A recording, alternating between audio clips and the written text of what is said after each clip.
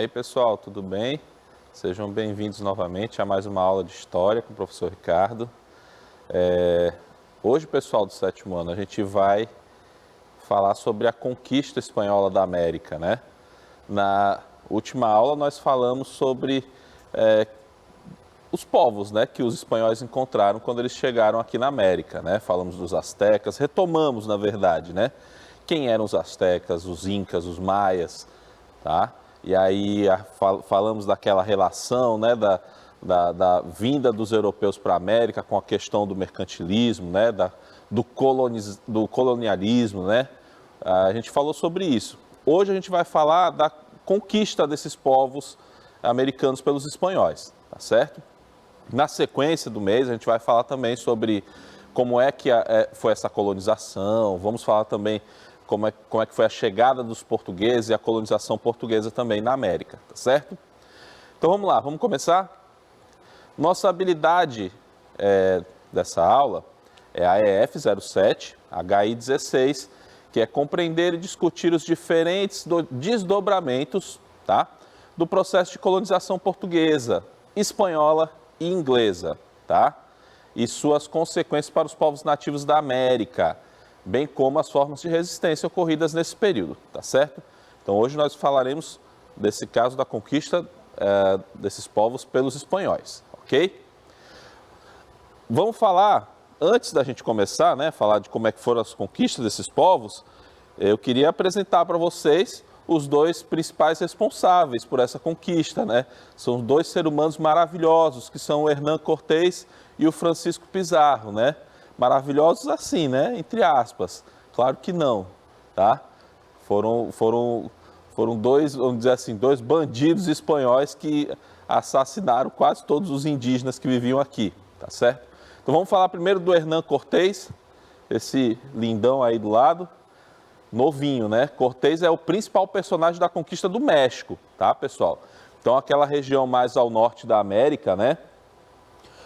Onde viviam os astecas, os maias, tá? Ali aquela região foi conquistada pelo Hernán Cortés. Ele era o principal conquistador dessa região, tá bom?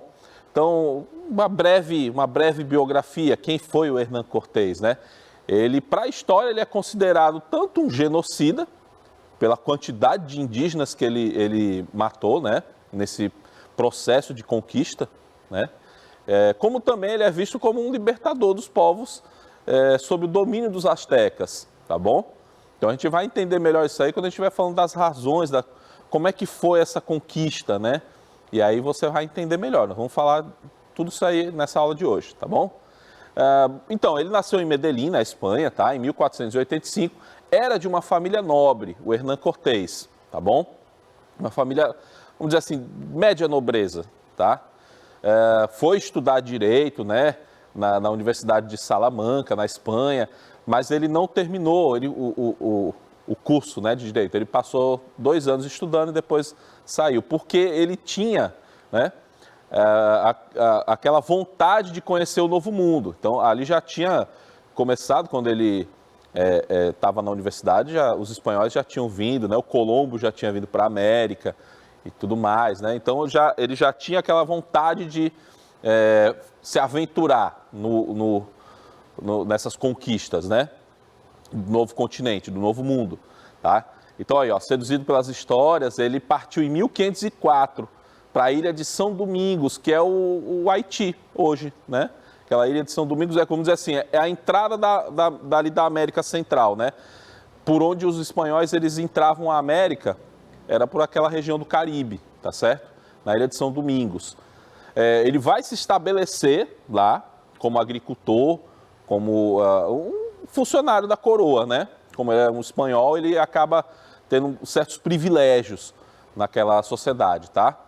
E aí ele vai ser convidado por esse Diego Velázquez, que é outro conquistador, para tomar a ilha de Cuba, né? E aí ele participa, né, da expedição que vai conquistar a ilha de Cuba. Ele sai muito bem, né, nessa expedição. E o Diego Velázquez chama ele, né, depois, ele recompensa ele, obviamente, né, a coroa portuguesa recompensa ele lá com terras, escravos.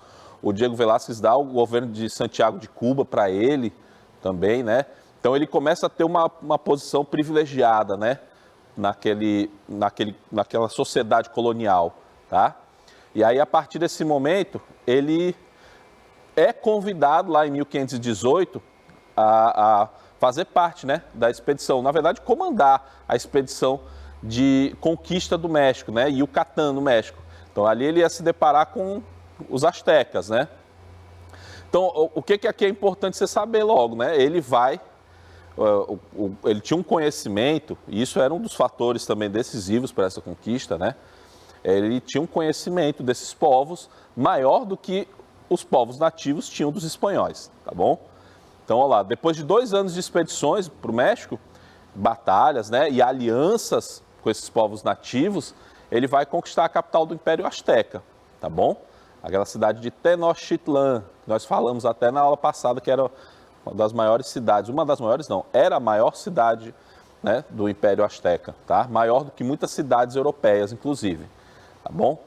Então ele vai ser nomeado governador e capitão-geral da Nova Espanha. A partir desse momento ela recebe um novo nome, né? O Império Azteca, aquela região toda do Império Azteca vai ser chamada de Nova Espanha, tá bom? Em 1541, ele acaba voltando para a Espanha, então ele passa, né, muitos anos vivendo na América, tá? E aí quando ele retorna para a Espanha, ele retorna já não com tanto prestígio, perdendo seus títulos de nobreza, perdendo suas terras, perdendo os escravos, né? E aí, quando ele morre em 1547, ele já morre com inúmeras dívidas vivendo de favor, né? Então, aí foi o trágico destino de quem fez, né, pela Espanha tanto, né? Assim, entre aspas, pela Espanha, ele fez muita coisa, realmente, né? Para os americanos, nem tanto, né? Então, esse é o Hernán Cortés, tá? Agora, o outro cidadão da melhor estirpe é o Francisco Pizarro, tá? Esse ainda era pior do que o Hernán Cortés, na minha modesta opinião, ele era pior, tá? Esse é o principal personagem da conquista do Império Inca, tá bom? Francisco Pizarro. Ele nasceu em 1478 na cidade de Trujillo, também Espanha, tá bom? Já aos 24 anos ele entra para o exército espanhol e aí ele vai acompanhar essa expedição, né, até a colônia de Espanhola, né, que é a atual Haiti. É a mesma ilha de São Domingo, tá bom, pessoal? Ele vai aliar-se ao Diego de Almagro em expedições para a América do Sul em busca de riquezas. Sim, muito importante. Enquanto o Hernán Cortés fazia aquelas expedições no México, né, ali mais na América Central, o Francisco Pizarro, ele toma um outro rumo da América do Sul. Então, durante anos e anos, eles vão conquistando, né, aquelas populações indígenas, né, que vão vivendo para a América do Sul, tá bom? Até ele ter o contato com os Incas, né, que ele só vai ter quando esse primeiro contato dele com os Incas, só quando ele tinha 48 anos de idade. Então, por isso que eu estou dizendo, é um processo, eles passam muitos anos, né, na América. E os Incas, eles viviam nessa região do Peru, do Chile, né, atual Peru e Chile, tá, o império deles. E muito essa facilidade, assim, a gente não pode dizer que é uma facilidade, mas vamos dizer assim, a condição dele conseguir chegar a esses povos é porque o Império Inca tinha estradas muito boas, né? Eles construíram estradas que ligavam as várias regiões do Império. E os espanhóis utilizaram muito bem isso aí, tá bom? Olha lá, seduzido pelas riquezas relatadas pelos nativos, né, Pizarro foi autorizado pelo rei da Espanha a conquistar o Peru, tá? Durante esse período, né, esse processo de conquista, né, do Peru e do Império Inca, ele acaba traindo, inclusive, o próprio amigo dele, né, o Almagro, né, quando ele estava organizando, né, a expedição para a cidade de Cusco, tá bom? Ele acabou sendo assassinado em 1541 por aliados de Almagro. Então, ao mesmo tempo que ele planejou o assassinato, traindo o amigo dele, né, depois ele acaba sendo também assassinado pelos aliados do Almagro, tá certo? Então, era uma história cheia de sangue e traição, a do Pizarro, tá bom? Agora sim, vamos para um detalhe muito importante, para a gente entender melhor essa conquista, como se deu essa conquista, né, da América pelos espanhóis. A gente tem que entender algumas coisas importantes. Uma delas é essa questão da mitologia dos povos nativos americanos, tá? Que eles acreditavam muito vamos dizer assim, em dois deuses, né? Dentro da mitologia deles, dois deuses têm uma importância fundamental, né? São esses dois que eu coloquei aí para vocês, tá? Para os astecas, era o Quetzalcoatl, que era o deus serpente. Eu coloquei ali até a imagem para vocês terem uma ideia. Para os incas, era o Viracocha, que era um deus alto, branco e barbado. Então aqui você tem que entender o seguinte, dentro da concepção religiosa deles, né, dos mitos, né, fundadores desses povos nativos, eles tinham essas duas figuras, essas duas divindades. E os astecas e os incas, enfim, esses povos nativos, ao se depararem com os espanhóis, eles viam nesses espanhóis representantes desses deuses, tá? Por exemplo, o Viracocha. O Viracocha era um deus alto, branco e barbado. Os espanhóis, quando chegavam à América, eles eram altos, brancos, barbados, vinham com armaduras. Então, muitos dos nativos, né, já associavam diretamente esses espanhóis a representantes desse deus Viracocha. Então, como é que os espanhóis vão reagir? Né? Vão reagir de forma pacífica, né? Acreditando que ali era como se fosse dentro das tradições deles, aquilo ali representava uma restauração da paz, né? Os deuses vieram até eles, né? Então tem todo um simbolismo ali naquela relação entre os espanhóis e os americanos, que você tem que entender, né? Porque quando a gente vai falar como é que consegue, quando a gente falar da conquista do México, da conquista lá dos Incas também, como é que sociedades que tinham milhões e milhões de indígenas vão ser conquistados por espanhóis que muitas vezes vinham com 100, 200 soldados, né? Como é que eles conseguiram conquistar civilizações tão grandiosas, né? Ah, porque tinha arma de fogo. Sim, mas não era arma de fogo, não era o que a gente tem hoje, não, né? As armas de fogo, até para você, o manuseio delas era um manuseio muito complicado, tá bom? Então você tem que entender essa questão do simbolismo religioso deles, é muito importante, porque é como se fosse, era para desarmava esses nativos, porque eles confiavam nessas figuras que vinham do mar, né? As caravelas eles confundiam também como se fossem serpentes, e na mitologia deles tinha essa ideia de que eles vinham do mar, esses deuses, né? E aí eles veem aquelas caravelas chegando e falam, nossa, pronto, estamos salvos agora, chegaram nossos deuses, e não eram os deuses, né? Muito pelo contrário, né? Então, olha lá, a recepção pacífica que Cortés, o Pizarro teve, né, dos soberanos do Novo Mundo, coincide com essas tradições religiosas de restauração da ordem e paz entre todos, tá bom? Então, lembrem disso aí, é muito importante esse fator. Vamos lá, a conquista das terras astecas pelo Hernán Cortés. Em 1519, ele vai desembarcar nas terras desse império com 508 soldados, além de cavalos e canhões. O cavalo também é muito importante, porque os nativos americanos não tinham esse conhecimento do adestramento dos cavalos, né? E aí a cavalaria tem uma grande importância também nessa conquista. Os canhões, obviamente, né? Muitos nativos acreditavam ser ali o deus Quetzalcoatl, né?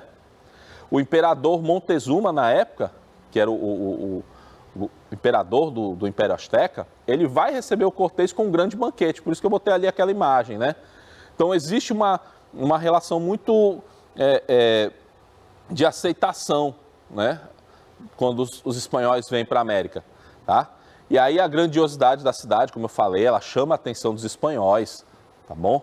O Cortés, ele vai procurar se aliar, aí é onde está, olha aí a sabedoria deles, né? Ou esperteza, como você quiser chamar.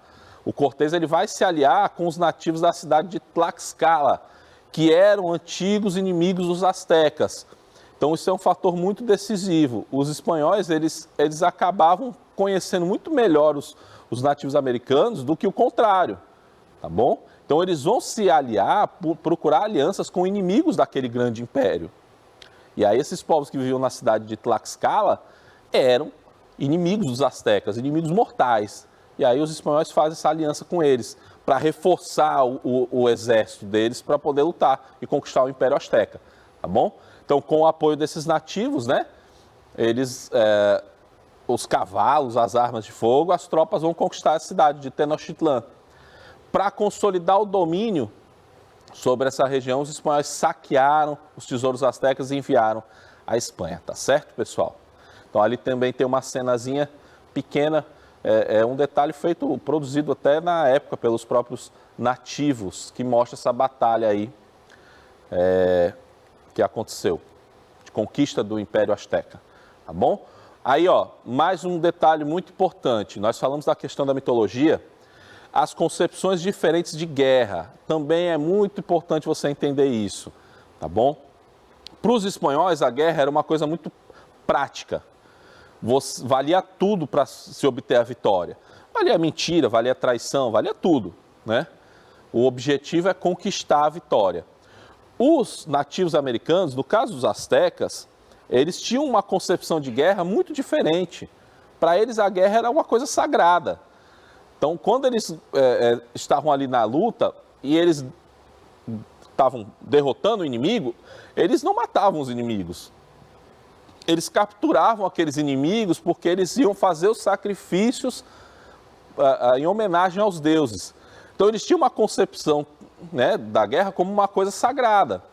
E os espanhóis não tinham nada disso, os espanhóis estavam ali para matar mesmo.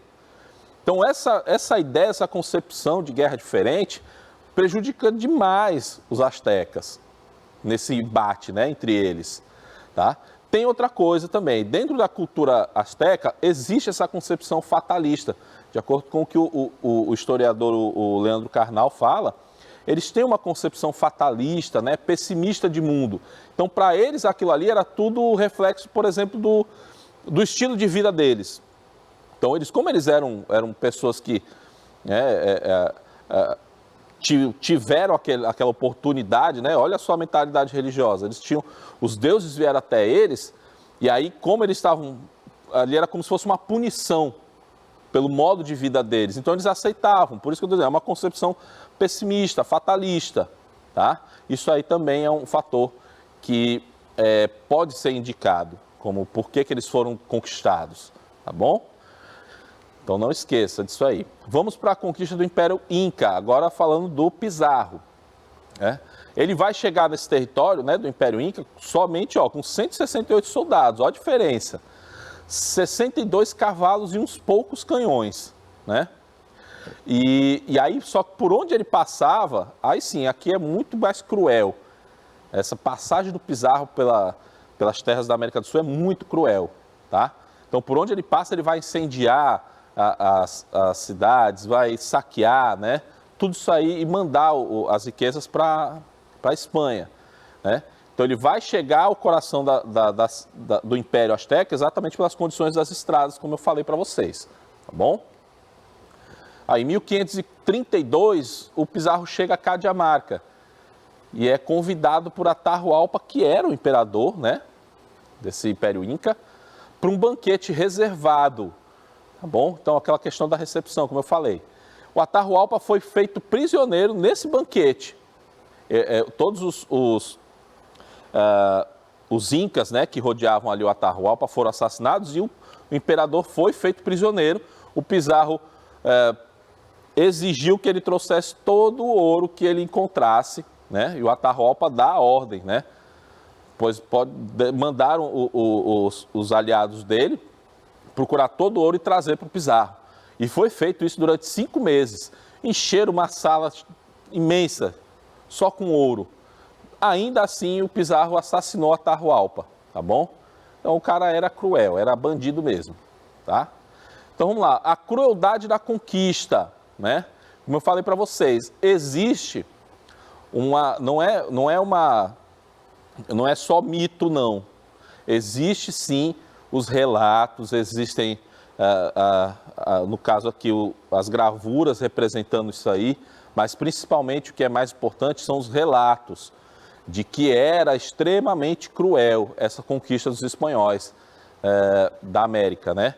Eles eram muito cruéis. O Frei Bartolomé de Las Casas é um desses que relatam essa crueldade que os indígenas sofreram na mão dos espanhóis, tá? Então, olha lá, em seus relatos ele vai denunciar que existia um massacre de mulheres, de crianças, de idosos.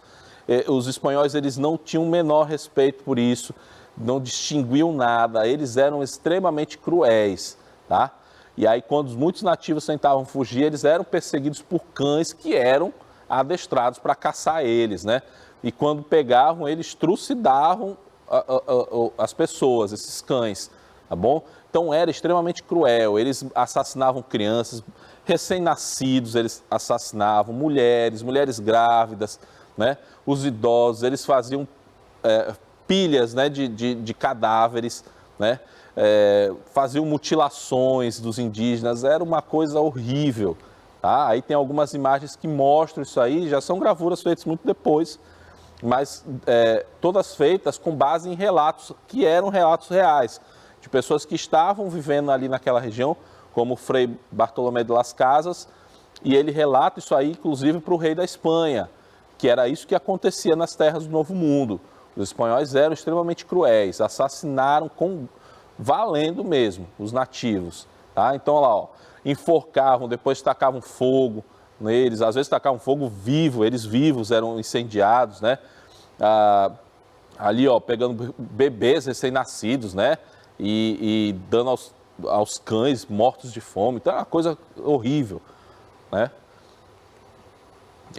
Esse é o que a gente pode dizer que é um holocausto, né, americano, porque a crueldade era muito, muito semelhante ao que acontecia lá na Segunda Guerra, né, com toda aquela crueldade nazista, né, com os povos judeus.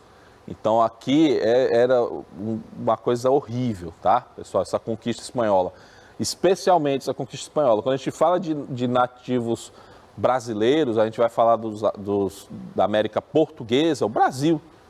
Então é diferente. Não existe toda essa crueldade que teve no caso da conquista da América Espanhola, tá bom? Então vamos lá, agora as principais razões para a conquista espanhola. Então eu trouxe aí, esses 4 pontos são os mais importantes, tá? Primeiro, as doenças. De fato, as doenças são um fator essencial, porque esses povos que viviam aqui na América, quando eles entram em contato com os espanhóis eles trazem doenças como sarampo, varíola, gripe, essas doenças que os nativos não tinham defesa no organismo deles, né, para essas doenças. Muitos desses nativos acabam morrendo de gripe, né? E você vai, poxa, mas morrer de gripe? Sim, se morre de gripe, né? Até um dia desses o vírus da gripe aí teve uma mutação e matou muita gente, tá? Então, o organismo desses nativos não tinha nenhuma proteção, nenhum anticorpo para esse tipo de doença. Então, eles morriam de fato. E era um fator que matou muitos nativos, tá? Foram as doenças trazidas pelos espanhóis. Além disso aí, outro ponto, a questão da rivalidade entre os ameríndios. Então, existiam rivalidades entre esses povos. E aí, como eu falei para vocês, o Cortés, ele aproveita muito bem essas rivalidades. Então, quando ele faz alianças com inimigos dos astecas, ele está aproveitando a rivalidade entre eles a seu favor, tá? Então, ele aproveita, faz uma aliança com os inimigos dos astecas, e engrossa o caldo dele, né? Engrossa o exército dele, e aí vai enfrentar os astecas, tá bom? Aí, o outro fator, a questão das armas. Se a gente fosse botar na ordem, né? O que foi mais importante, o que foi mais decisivo, essa é a ordem mesmo, tá? A ordem, a gente pensa que muitas vezes a gente pensa, porque os espanhóis tinham armas de fogo, tinham canhões, né? E os nativos lutavam com arco e flecha, lança, tinha a menor condição. A gente, muito tempo se achava que era isso, né? Que tinha sido determinante para a conquista, e não foi, né? Não foi. A gente não está falando de uma guerra moderna, tá? As armas, elas eram armas de fogo, tinham um poder de destruição? Tinha, mas não era essa coisa toda não, pessoal. Tá? Então, as armas dos conquistadores, as armaduras, as espadas, os cavalos, é um fator também? Mas não é o mais importante, tá bom? Para a conquista. Por último, lá, ó, o conhecimento que os espanhóis buscavam sobre astecas e incas. Eu falei aqui repetidas vezes.